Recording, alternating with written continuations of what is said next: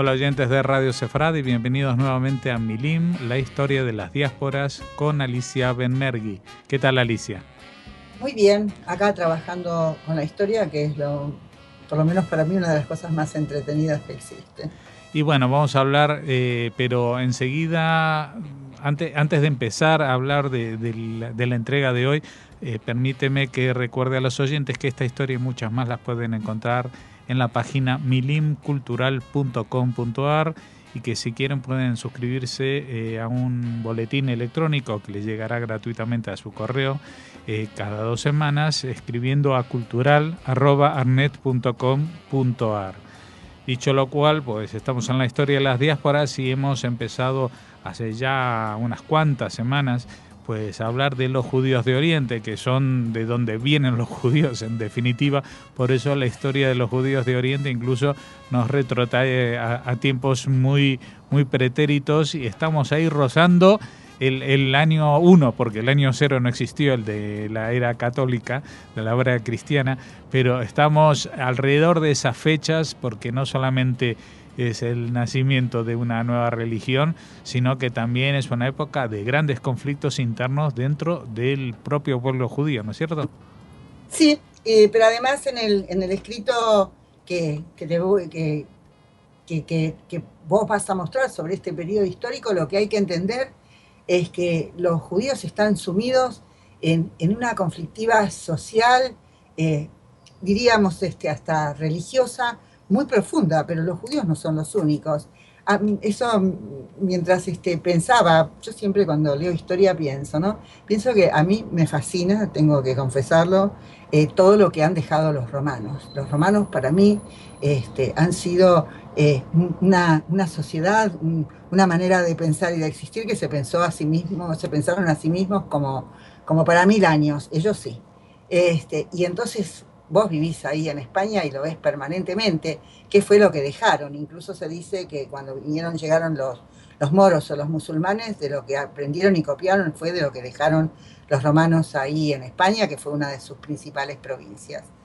Pero también lo que es necesario decir y recordar que semejante ostentación, semejante las construcciones que ellos dejaron, las ciudades que dejaron, los caminos, los puentes, los acueductos, todo eso tuvo un costo económico enorme para los lugares donde ellos estuvieron instalados. Y entonces lo que había era una conflictiva permanente. Cuando se habla de la paz romana depende de cómo se la piense, porque lo cierto es que la gente, y esto le pasó a los habitantes de Judea, se veían obligados a pagar impuestos enormes. Cuando se dice, yo ya lo dije una vez, pero no está mal repetirlo otra vez, que todos los caminos conducen a Roma, es que los romanos se llevaban todo. Y cuando se llevaban todo, lo que se llevaban eran los recursos de los lugares, de los sitios que ellos dominaban, de sus provincias. Y entonces había todo un conflicto, lo está diciendo Momigliano, Hernando Momigliano fue un historiador de la antigüedad, y él dice que, bueno, que los judíos estaban en grandes conflictos en esos momentos, y que esos conflictos eran suscitados por la dominación romana, y además suscitados y contenidos también por la dominación romana, pero que desde el 66 al 70 o poco más, en todos los lugares donde estuvieron los romanos había constantes conflictos. No por nada, si uno piensa, si vas a pasear a Gran Bretaña, está el muro de Adriano, es decir, en todas partes, en Europa, todas partes donde ellos estuvieron, hubo levantamientos y rebeliones, porque la verdad que la vida de la gente que estaba ahí era de mucha opresión. Y bueno, y con los judíos eso fue peor porque además esto suscitó un conflicto también entre pobres y ricos, y además los ricos, una parte de ellos se romanizaron.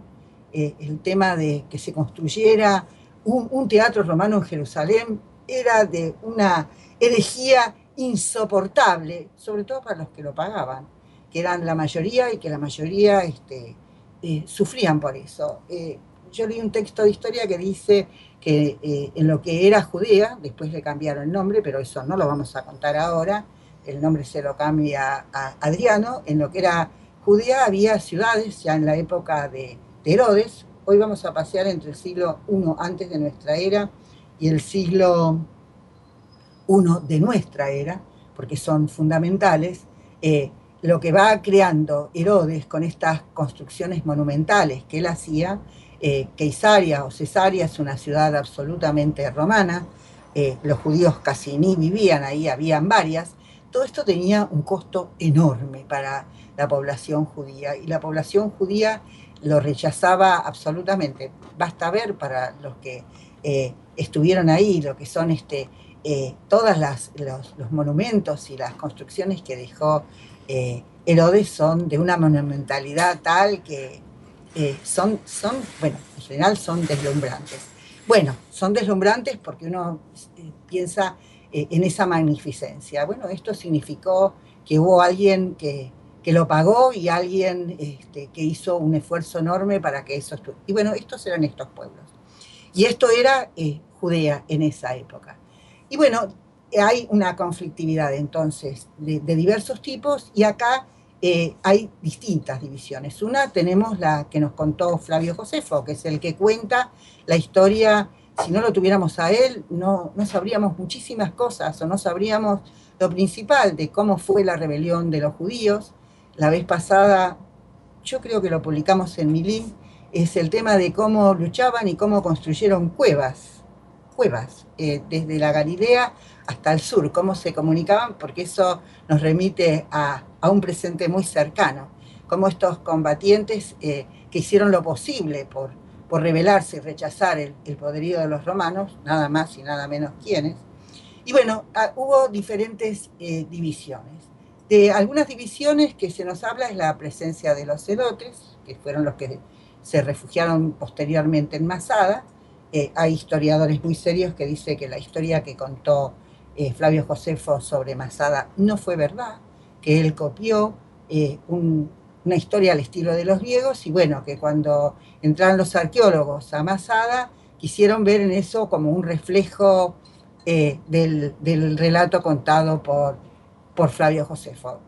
Historiadores y no solo judíos después determinaron que la historia de Masada fue casi imposible que sucediera, porque se suicidaron todos, ¿quién se quedó para contarlo? Y por otro lado, los judíos no se suicidaban, no decían discursos al estilo de los griegos, que sí se suicidaban, eso era algo absolutamente griego, y porque para los judíos el suicidio era realmente un pecado. Pero lo que sí está es la historia de todas las cosas que pasaron en Gambla, en montones de lugares, y bueno, la arqueología da pruebas de eso. Bueno, había distintos grupos. Entonces en esos grupos estaban, como ya dije, los celotes, estaban los sicarios se decía, eran los que andaban con puñales en la mano, estaban todos en conflicto entre sí mismos, estaban los fariseos eran los analistas de los textos de la Torá, y además eran gente de una gran reputación y seriedad. Lo que se dice es que prácticamente en el grupo farisaico está el origen después del judaísmo rabínico, que es el que llega hasta nuestros días del judaísmo. Bueno, ¿por qué se habla tan mal de los fariseos? ¿Por qué habla tan mal Pablo? ¿Y por qué en los santos evangelios se habla tan mal de los fariseos? Bueno, Pablo está creando una nueva religión, no va a ser un elogio de sus enemigos más poderosos no, más contumaces en la creación de un nuevo judaísmo. ¿Por qué? Porque todos estos conflictos que dividieron a los judíos, a los saduceos eran los descendientes de Sadoc, uno de los grandes sacerdotes del templo, estaban también los que vivieron ahí, los que tuvieron que ver con los rollos de los manuscritos del Mar Muerto, no me acuerdo su nombre en este momento, y distintos grupos. Eso es por una parte. Pero por otro lado están los que crean las sinagogas. Las sinagogas fueron creadas en el siglo I antes de nuestra era. Y estaban hechos, a pesar de que estaba el templo, para educar a los chicos judíos y a aquellos que no sabían leer y escribir en el conocimiento de la Torá. La Torá era la ley. Entonces, para que la gente la conociera y siguiera sus principios, en las sinagogas se va a enseñar a leer y escribir. Y se dice que esto sucedía los días en que los campesinos iban a la ciudad a llevar para vender sus productos. O sea que ya en el siglo I, antes de nuestra era, tenemos sinagogas en Jerusalén, en todos los lugares donde vivían los judíos ahí en Judea, pero también en la diáspora. En la diáspora había sinagogas que de alguna manera reproducían algunos aspectos del templo, pero existían y tenían una finalidad, la educación y también de alguna manera reproducir y ocuparse de los asuntos comunitarios, de los conflictos, de los problemas y una especie de sociedad donde los judíos funcionaban aparte de lo que era el templo.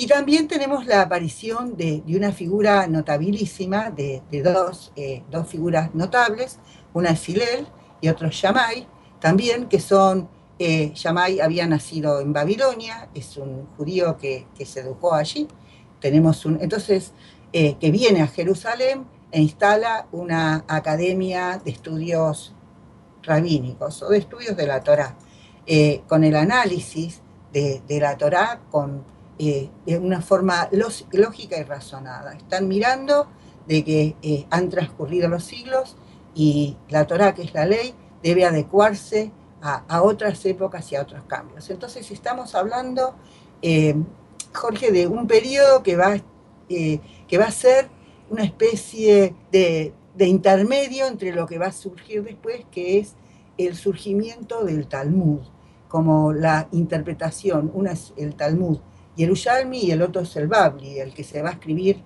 en Babilonia. Y esto es muy importante porque esto es lo que va a determinar, son los muros, ha dicho alguien, sobre los cuales ese mundo judío se va a un poco cerrar sobre sí mismo, se va a erigir para sobrevivir al enorme drama que significó en el año 70 la destrucción de la ciudad de Jerusalén, la capital del judaísmo, y la destrucción de su templo.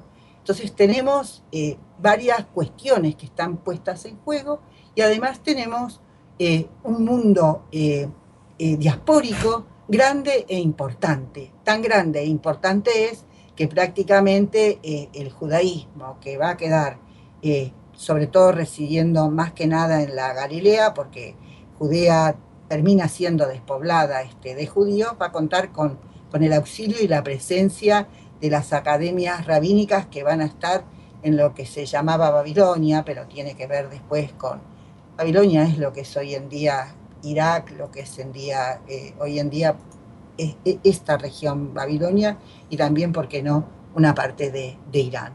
Tenemos los judíos que vivían en Alejandría y tenemos también los judíos que vivían en Grecia, porque también yo no hablé, pero también en el siglo I de nuestra era ya tenemos los cristianos, son judíos que están abandonando las viejas tradiciones judías, el viejo judaísmo, y están dedicándose a la creación de una nueva religión. Y en esta creación de la nueva religión también es bastante indefinido el momento en que ambas se separan, se dividen absolutamente y para siempre. Pero bueno, lo cierto es que tengamos en cuenta que en el siglo I, después, cuando tenemos en los Santos Evangelios, nosotros tenemos la historia de que Pablo, que era Saulo de Tarso, un judío llamado Saúl, que está creando una nueva religión, que él dice que no lo conoció a Jesús porque no vivió en los días de él, se dedica a la conversión de judíos, eso es lo primero que él hace, al cristianismo. Eso nosotros lo sabemos por los santos evangelios. Y si alguien, o por los evangelios, al que no le guste decirle santos o como sea, y entonces si uno se toma el trabajo de leerlo y mirar, él se va a lo que hoy en día es Grecia, Asia Menor, y él visita las ciudades de Tesalónica, de Atenas, de Corinto, de Éfeso, de Troya, yo supongo que Troya es Troa, Mileto, Quíos y no me acuerdo qué más. ¿Por qué va él ahí? Porque ahí hay sinagogas y ahí hay judíos. ¿Por qué estoy contando esto, Jorge? Bueno, nosotros estamos hablando de una diáspora, y hay una diáspora de judíos dispersa también en el norte de África, en lo que hoy en día es Libia, en lo que después será Marruecos. Tenemos judíos viviendo allí y que se van dispersando lentamente desde Egipto, bueno, que finalmente en el siglo III o II llegarán en España a la isla de Mallorca y en Italia van a estar instalados, en Italia digo hoy, pero puedo decir en Sicilia están instalados desde épocas muy lejanas. Parece ser que los primeros esclavos que llegan ahí es después de la destrucción del templo. Estamos hablando de Sicilia, de Córcega y de Cerdeña. Así que hay mucho judío que ya está expandido y bueno, sobre eso vamos a seguir hablando luego. Claro, eso va a ser el tema que vamos a tratar en nuestra próxima entrega dentro de 2 semanas. Muchas gracias, Alicia Benmergui. Les recordamos a los oyentes la página milimcultural.com.ar y el boletín escribiendo a cultural@arnet.com.ar. Como siempre, muchas gracias, te agradecemos que nos guíes por este camino, por senderos que muchas veces hemos pasado sin mirar a los costados qué es lo que había cuando nos hablaban de la época de Jesús y no entendíamos muy bien qué hacían los judíos por entonces. Hasta la próxima. Hasta la próxima, Jorge.